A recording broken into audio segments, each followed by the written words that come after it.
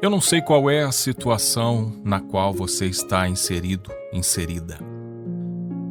Mas eu sei que a tua situação pode ser parecida com a situação de uma pessoa que até um tempinho atrás a sua vida era só vitória.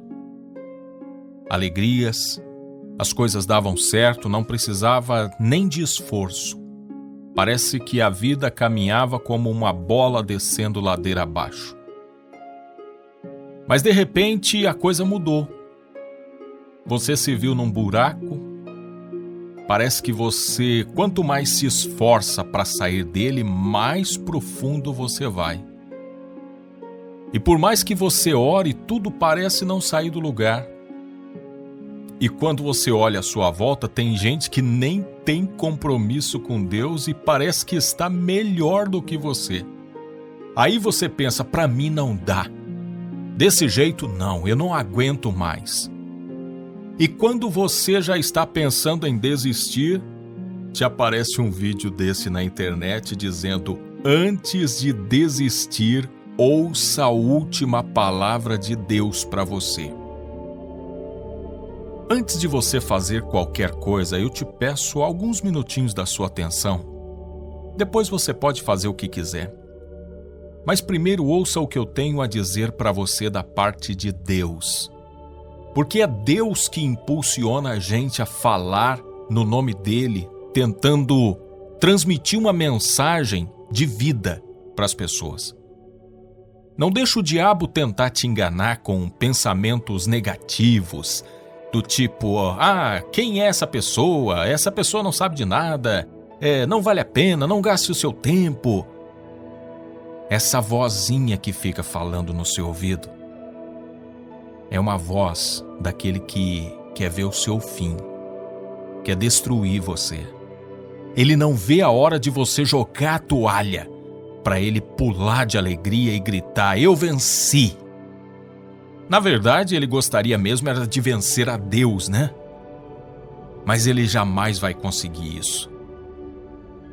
E como ele não consegue vencer a Deus, ele consegue pelo menos causar tristeza para Deus.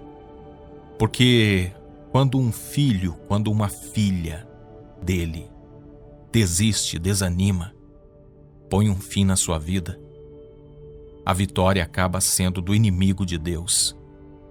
E aí, o coração de Deus se entristece por ver que o inimigo consegue vencer as pessoas na conversa, na pressão, no desânimo. Por isso eu te peço, por favor, antes de desistir, ouça a última palavra de Deus para você. Eu sei que talvez você não está nem afim de ver o que está escrito na Bíblia. Por isso eu nem vou pedir para você abrir Bíblia nenhuma. Mas eu quero dizer para você que no primeiro livro de Reis, no capítulo 19, tem a história de Elias. Lá no versículo 15 e 16, o Senhor lhe disse: volte pelo caminho por onde veio e vá para o deserto de Damasco. Chegando lá, unja Azael como rei da Síria, unja também Jeú, filho de Ninsi, como rei de Israel, e unja Eliseu, filho de Safate, de Abel-Meolá, para suceder a você como profeta. Olha só, Elias havia tido uma grande vitória sobre os profetas de Baal. Elias havia exterminado aqueles falsos profetas e havia glorificado o nome de Deus por meio de uma vitória estrondosa diante de Acabe e Jezabel. Todavia, não se sabe por que cargas d'água que, ao receber uma ameaça, uma simples ameaça de Jezabel, Elias fica apavorado, amargurado. Elias entra numa crise tão grande ao ponto de fugir e se esconder dentro de uma caverna e pedir para si a morte. E aqui eu quero destacar uma coisa importante. A gente tem mania de sempre olhar para as pessoas da Bíblia e achar que essas pessoas eram super-homens, super-mulheres, pessoas com uma estrutura muito melhor ou maior do que a nossa. Mas não é assim. A Bíblia diz que Elias era um homem semelhante a nós, um homem formado do mesmo pó que você, suscetível aos mesmos sentimentos, inclusive sentimento de desânimo, de derrota. E foi isso que aconteceu com Elias, mesmo depois de uma grande vitória. Depois de um tempo em que tudo ia bem, as coisas estavam caminhando, Elias estava firme com o Senhor, exercendo o seu ministério, dando passos largos na sua caminhada. Venceu um grande desafio, orou a Deus e veio fogo do céu, consumiu o sacrifício, derrotou aqueles falsos profetas. Elias estava vivendo um momento de glória na sua vida, quando de repente uma ameaça de uma mulher o põe em pânico. Sabe por quê? Porque Elias era homem semelhante a nós, a mim e a você. Elias era uma pessoa, um ser humano com a mesma estrutura sua. A segunda coisa que eu quero dizer para você é: não avalie a vida das pessoas à sua volta com base naquilo que você vê ou pensa. Lembra quando eu disse que você olha à sua volta e pessoas que nem servem a Deus parece que estão muito melhor do que você? A gente tem a mania de pensar assim porque a gente avalia a pessoa com base naquilo que a gente vê ou pensa. Mas olha, aquilo que a gente vê ou pensa de algumas pessoas é só a ponta de um iceberg. Iceberg é aquele enorme bloco de gelo que fica no mar. E a gente, quando vê um iceberg, a gente se assusta com aquela ponta de gelo que está no meio do mar, mas a gente não sabe, às vezes, que a ponta que está abaixo do mar, fora da nossa visão, é muito maior do que aquilo que a gente está vendo. Assim é a vida das pessoas. Às vezes você vê uma pessoa com um sorriso nos lábios passando ao seu lado e você pensa: nossa, fulano está bem melhor do que eu. Você não sabe as noites de amargura, de choro e de angústia que essa pessoa passa. Você não sabe o quanto custou para essa pessoa conseguir colocar esse sorriso nos lábios. E talvez é um sorriso falso. Um sorriso que esconde atrás dele um grito de desespero, de dor, de angústia. Então não fique comparando a sua vida com a vida das pessoas que você vê. Quando for para comparar, compare você com você mesma. Você mesmo. Terceira coisa, quer um bom conselho? Risque da sua vida essa hipótese de deixar Deus, abandonar Deus, parar com Deus, por qualquer problema, por qualquer frustração, por qualquer crise. Essa história de vou parar com Deus, eu não consigo mais caminhar. Pare com isso. Certa vez, quando Jesus pregou um sermão duro, os discípulos dele, ao ouvir aquelas palavras, o abandonaram. Foram embora. Ficaram só os 12. E aí Jesus perguntou aos 12, vocês também não querem ir? Simão Pedro lhe respondeu, Senhor, para quem iremos? Tu tens as palavras de vida eterna. Nós cremos e sabemos que és o Santo de Deus. Risque da sua mente essa hipótese de você deixar Deus, porque isso é, no mínimo, uma bobagem. Se existe alguém que está torcendo por você, se existe alguém que chora por você, se existe alguém que te ama, mas te ama de tal maneira que deu tudo o que ele tinha de melhor para poder te resgatar da perdição eterna, para poder reconciliar você com ele, se existe alguém que fez tudo por você, esse alguém se chama Deus Pai.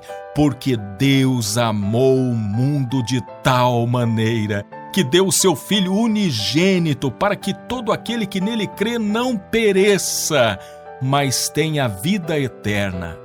Risque da sua vida essa hipótese de querer deixar Deus por algum problema ou frustração.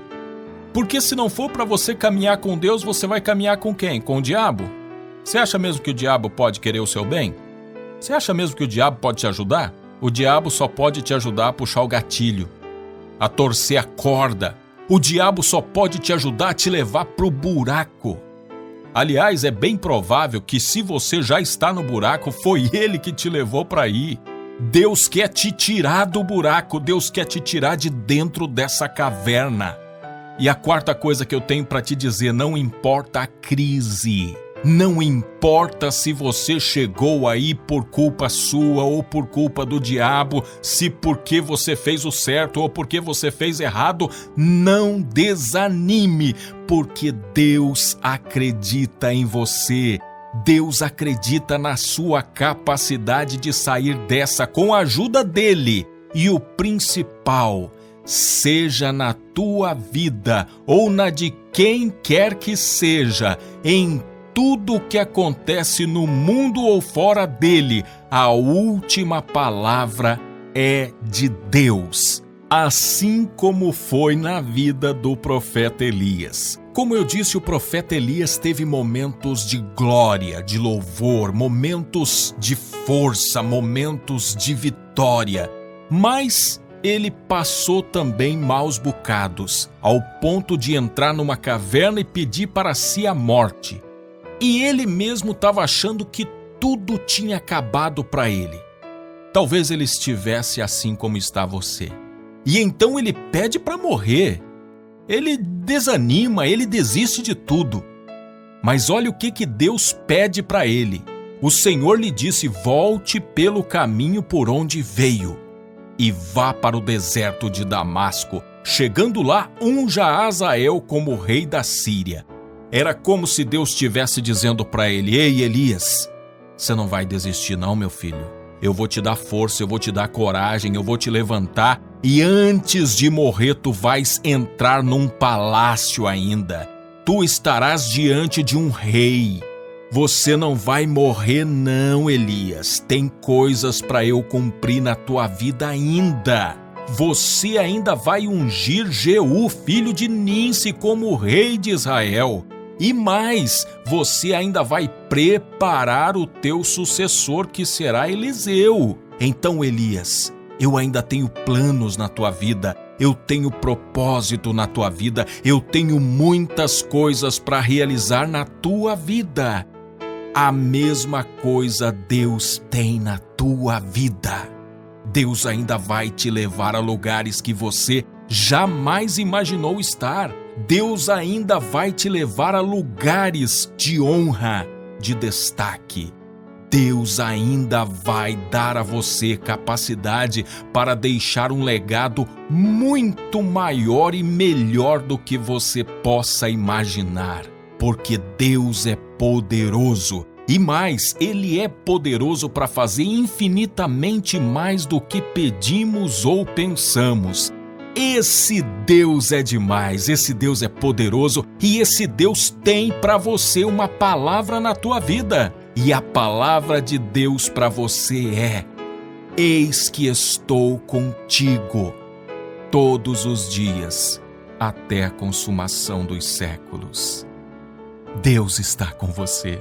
Deus me mandou dizer: coragem, enxuga essas lágrimas, levante-se, porque o Senhor dos Exércitos vai à frente dessa batalha.